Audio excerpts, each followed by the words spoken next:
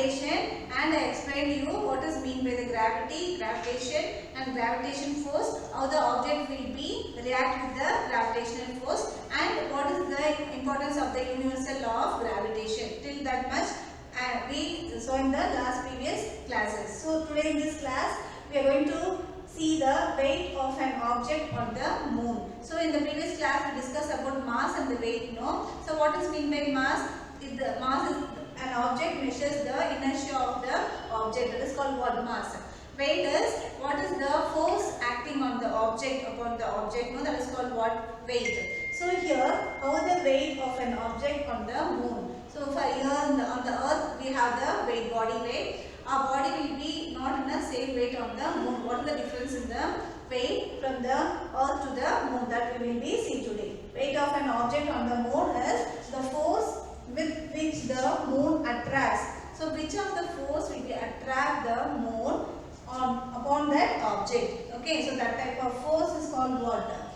Force, the moon is less than that of the earth. So this type of force will be acting on the object, then the object will be able to give the weight on the moon. So this is the mass of the moon is less than that of the earth. So compared to the earth, the moon mass will be lesser, okay, not in a greater. So our earth mass will be more compared to the moon. So this is weight of a moon. So how we have to calculate the moon weight in the moon means, see, that is the some of the measures are there. Small m is denoted as a mass of an object. What are the object will be present on the moon? No? So that is the mass of the object.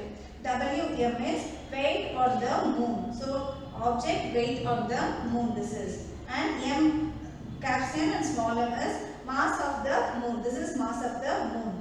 And Rm is the radius of the moon. So all this we have to apply in the formula. Wm is equal to gravity into capsule small m into m by r square m. So all these values they have given in your textbook. That is G value is 6.7 into 10 to the power minus 11 Newton meter square kilogram per minus 2. So that values and all you have to substitute in this formula. Then and finally we will get the 1 by 6 in that. So how much the object weight will be in the moon. For example, here one object weight is 6 kilogram means in the 6 kilograms at the same object weight will be in the moon is 1% only will be present for them. So that is the reason weight of the object on the moon is 1 by 6. So how much the object weight will be in the earth? No. To compare that, there is only 1% weight only you can able to see there in the moon. That is 1 by 6 in there. So in your textbook, take out the textbook, page number 137, weight of an object on the moon. When we learn the weight of an object on the earth is force which with the earth attracts the object. In the same way, the weight of an object on the moon is also force with which the moon attracts the object. The mass of the moon is less than that of the earth. Due to this, the moon exerts lesser force of attraction on object. So this is the reason the moon will be attracts lesser force to the object, okay, compared to the earth. So they have given the calculations there. The value of G they have given 7.36 into 10 to the power of 22 kilogram meter. Okay, divide by 1.74 10 to the power of 6 meter. Like that, if it be calculated means we will get at last 1 by 6. So weight of object on the moon is equal to 1 by 6 into its weight on the earth. That is the value for that. Okay. So this is how much of the object weight is there in the earth. Compared to that, there is only 1% only we can be only 1% will be present in the moon. So because of that lesser attractive force, that is gravitation is very less compared to the earth to the moon for that. Okay. Next topic is thrust and the pressure. Okay children, next topic is thrust. What is mean by thrust? We will see that. Take out your textbooks 138 page number. Have you ever wondered why a camel can run in a desert easily? Why an army tank weighing more than 1,000 tons rests upon a continuous chain? We can see now that camel can easily run in the desert place. Okay, how we can think of in that with that food, how we can able to run easily there, and we can see that army ton means army tank weighing more than 1000 stones rest upon a continuous chain, and why a truck or a motor bus has much wider tires. Why cutting tools have sharp edges? Even the cutting tools, even knives and all, you can see the sharp edges. In order to address these questions and understand the phenomena involved, it helps to introduce the concept of the net force in the particular direction. So all this, some of the net force in a particular direction and the force per unit area acting on that object, that is called what? Thrust. Okay, for example, you just take out the nail, iron nail, and you just hold on the wall. Upon that you have to be fixed, means you want to fix the iron nail on the wall, means what you have to do in a particular direction, in a particular area, you have to give more pressure upon that. Is it no? You have to beat upon that, then only the nail can be enter into the wall. So that such type of net force in a particular direction and the force per unit area acting on the object is called what? Thrust. Okay.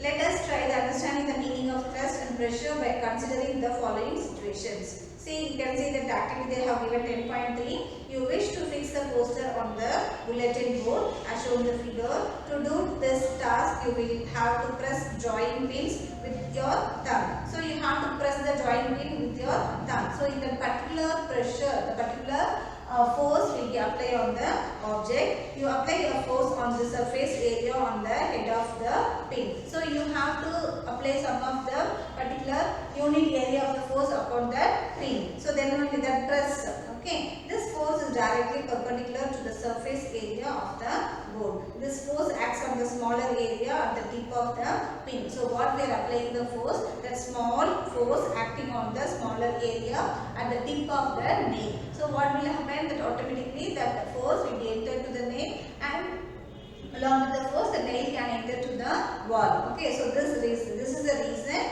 that small amount of the force what we are applying in a particular direction, in a particular unit area, that will be called the thrust.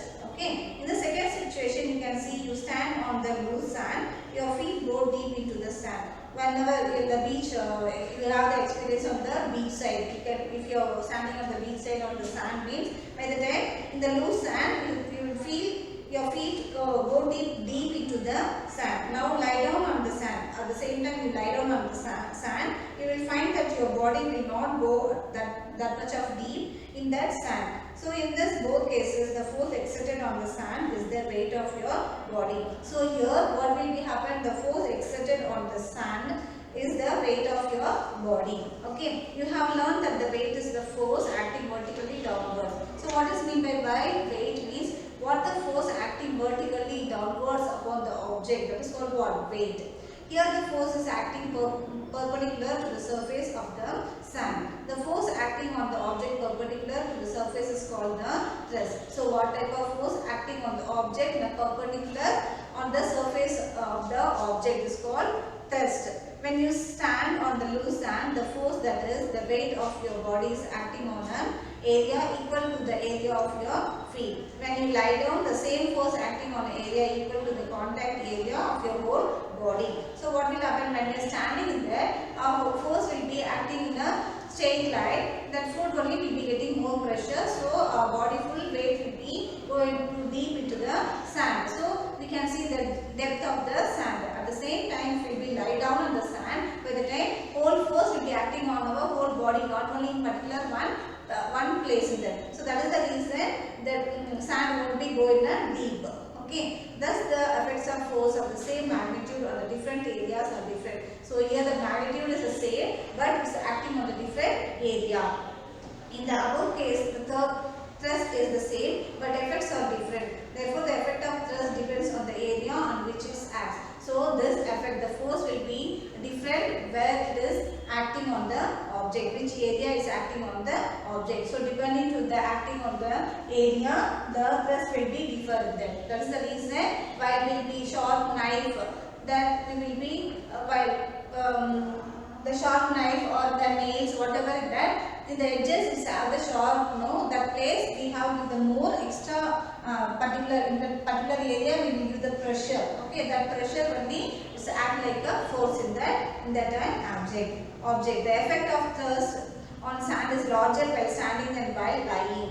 So when we are standing on the stand, our effect will be more compared to the we lying on the sand.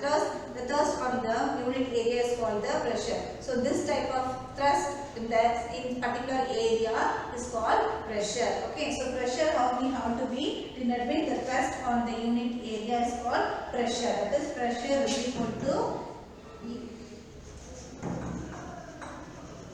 thrust by area.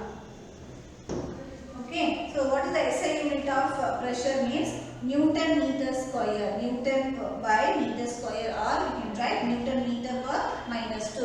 Or then another SI unit is there, that is Pascal. Pascal is a scientist name. So honor of this scientist, they have kept the name of the unit of this pressure is Pascal, P small a. Okay, so that is in honor of the scientist, they have kept in the Pascal in them. So in honor of the scientist Blaise Pascal, the SI unit of pressure is called Pascal, denoted as PA.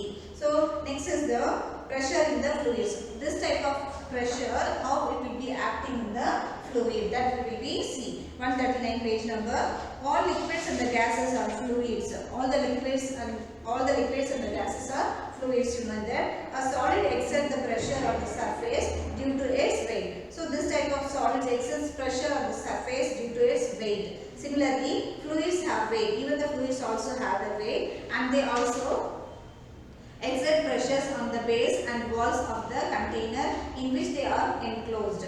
Pressure exerted in any confined mass of fluid is transmitted and diminished in all directions. Next is a related topic, buoyancy. What is mean by buoyancy? We'll see now. Okay children, next topic is buoyancy. Okay, related topic for that. What is mean by buoyancy? You have very familiar about this experience and all. Can we see now? 140 page number. Have you ever heard us swim in a pool and felt lighter? Whenever we are swimming in a swimming pool, by the time we can feel our body weight is very less, lighter.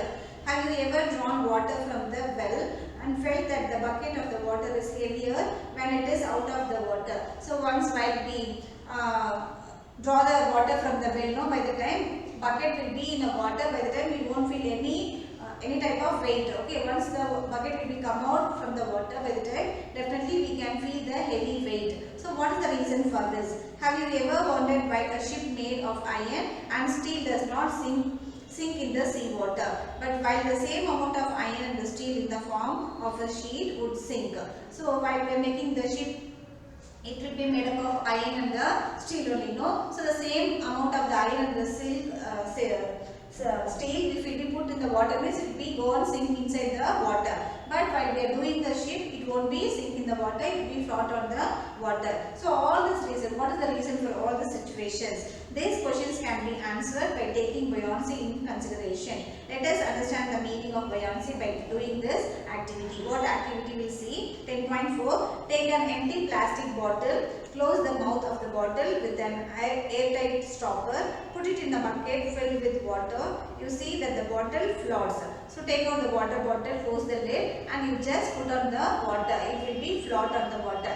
After that, you just try to push the water bottle inside the water.